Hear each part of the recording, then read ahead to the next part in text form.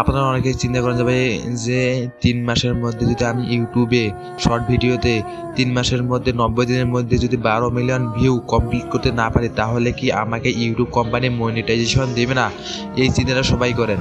12 million view 90 দিনের মধ্যে আমি কি করতে পারবো কিনা সেটা এখন ইউটিউব কোম্পানি কি বলছে যে আপনি যদি ইউটিউবে মনিটাইজেশন সেট আপ করে দেন তাহলে 90 দিনের মধ্যে ইউটিউবে 12 মিলিয়ন ভিউ আনতে হবে।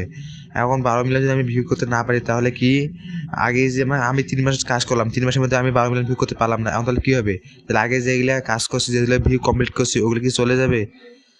না ভাই, এখন ইউটিউব কোম্পানি বলে দিয়েছে কি আপনি 3 মাসের মধ্যে আপনাকে 12 মিলিয়ন ভিউ করতে হবে। ওই 3 মাসে বুঝেছে কোন 3 মাস? ওই 3 মাস হলো যে মনে করেন আপনি আজ একটা ইউটিউব চ্যানেল খুললেন, ক্রিয়েট করলেন। আজ ইউটিউব চ্যানেলে আমার বয়স হয়েছে 1 বছর। 1 বছরের মধ্যে আপনি 12 মিলিয়ন ভিউ করতে পারেন নাই, তাহলে কি ইউটিউব কোম্পানি আপনাকে মনিটাইজেশন দিবে না? অবশ্যই দিবে। ইউটিউব কোম্পানি দেখবে আপনি মনে করেন আজ আপনি একটা ভিডিও আপলোড করলেন, ওই ভিডিওটা 12 মিলিয়ন ভিউ মানে ভাইরাল হয়ে গেল, 12 মিলিয়ন ভিউ হয়ে গেল।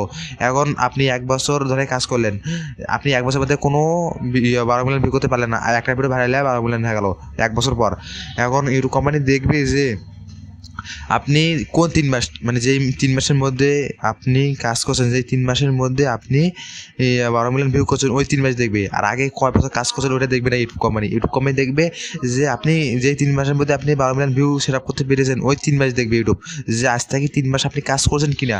আর আগে আপনি কী করছেন না করছেন ইউটিউব এগুলো দেখবে না। ইউটিউব দেখবে যে আপনি এই